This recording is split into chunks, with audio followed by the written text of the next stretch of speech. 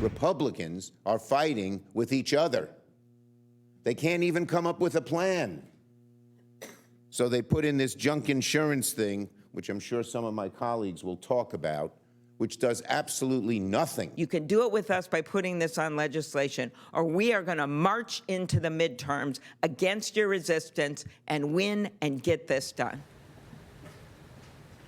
That's Senate Democrats slamming the Republicans' health care proposal as the upper chamber set to vote on the dueling bills today.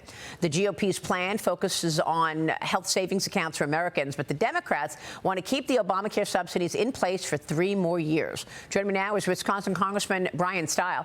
He chairs the House Administration Committee. And, Mr. Chairman, it's good to see you this morning. Thank you so much for being here. I want to get your take on how you think this plays out. The Senate is also going to take up the 2026 National Defense Authorization Act, which overwhelmingly passed the House yesterday. What are your thoughts on this agenda heading toward year end? I think we got a big opportunity to still deliver on a lot of President Trump's priorities between now and the end of the year. The NDAA passing in the United States House of Representatives with overwhelming support sets us up to deliver an America First foreign policy agenda. We're still going to have the broader conversation here on healthcare. What the Democrats want to do is have a government one-size-fits-all approach that's subsidizing insurance companies. They put in place a temporary program under the guise of COVID to put millions and billions of dollars in the hands of insurance companies. The Republicans, what we want to do is empower individuals to make choices for themselves that's best for them and their families. All families should be covered with health care coverage that is usable and affordable. If we empower individuals, as President Trump's plan does, I think we have a big opportunity here. There's going to be a lot of debates and discussions in the coming days, but I'm hopeful that at the end of the day here, we'll be able to land that plane. But I mean, isn't this the situation where you don't have full support on either of these bills? Will both of these bills in health care fail? That could easily be the case. The House and the Senate are narrowly divided. People have a broad range of views. And I am of the belief that Democrats in the United States Senate and in the House want to see this be an issue. They're willing to put the American people through pain to accomplish their broader political objective, which is power. It's the same playbook that the Democrats ran in shutting down the federal government, causing pain all across the United States of America. Again, there's a broader philosophy. The Democrats set up a program that was temporary, that was ripe with waste, fraud, and abuse, that sent billions of dollars to insurance companies. As conservatives, what we want to do is make sure that families and individuals have health care coverage that they can use, but instead to empower the individual to ultimately bring down and drive down costs to make health care more affordable. So Senate Republicans have also cleared the first procedural hurdle to confirm nearly 100 of President Trump's administration nominees. A final confirmation vote expected next week. If passed, this would bring the total number of President Trump's year one second-term nominees to more than 400. What's your reaction to this? And tell us more about what you're expecting here. Well, there are really good news that these nominees are moving forward. But here, Maria, is the broader problem. We're 11 months into President Trump's agenda, and we have allowed Senate Democrats to successfully prevent President Trump from putting all of his men and women in place. We know after 4 horrific years of the Biden administration, we needed to see dramatic reform in Washington, D.C.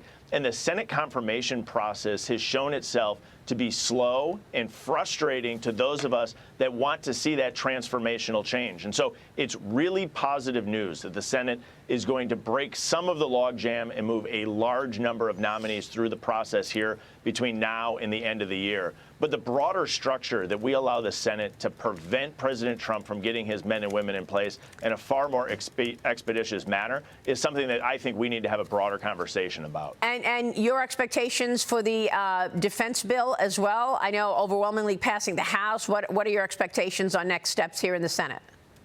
I expect that the Senate will bring this up and pass it before the end of the week. That would be positive for all of us. This is a spectacular National Defense Authorization Act that really moves our country forward in a period of time that's incredibly dangerous, where we're seeing a rising China threatening Taiwan, Russia continue to be engaged in their unjust war against Ukraine, and then broader challenges, for example, throughout the Middle East, where Iran continues to be a threat. And so the faster we put this in place, the sooner we're going to have the modern military we need to continue to lead and defend ourselves with peace through strength policies. All right, so you're expecting the NDAA to pass and by the end of the week. You're expecting the vote on these health care plans. They could both fail. Would that be the finish of business at the end of this week then, before the holidays? Well, the House is still scheduled to be in next week. Hopefully we come back for one more week. There's still a lot of work.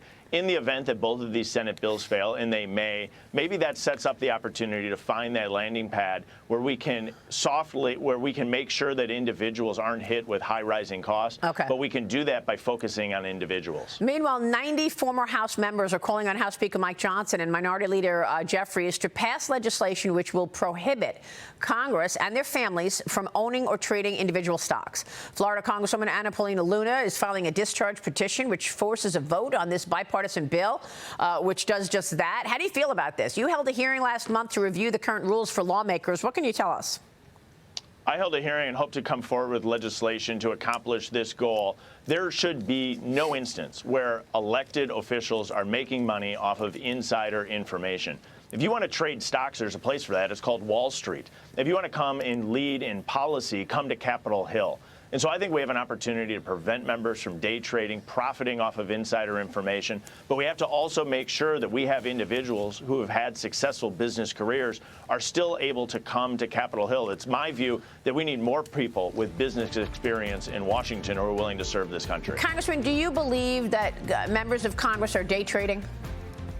I think there is clear evidence that people are day trading, and I think the appearance of that impropriety is a risk to the integrity of the institution. I think that's extraordinary, that you believe members of Congress are day trading. Well, you can look at the returns and you see massive numbers of trades. We had a United States senator who was the head of the Intelligence Committee who sold their entire portfolio except one stock in the lead up to COVID. And so I think we see this time and again, and it's a reduction of the integrity of the institution, and it is why it is so absolutely essential that we put in place rules of the road that make it clear that elected leaders cannot profit off of insider information. And I'm of the belief that we can pass that legislation. Well, this is quite outrageous. If you've got the head of the Intelligence Committee in the Senate selling everything except one stock right before COVID. And then we all know how Nancy Pelosi and her husband also were fully invested. And I mean, it was just too coincidental, right? Where you've got, a big military deal that Microsoft's going to get, and weeks before we see that Paul Pelosi bought Microsoft stock. I mean, it's absolutely outrageous, and we're going to keep following it. Congressman, thank you. Thank you. Bryan Steil joining us. Stay with us. We'll be right back.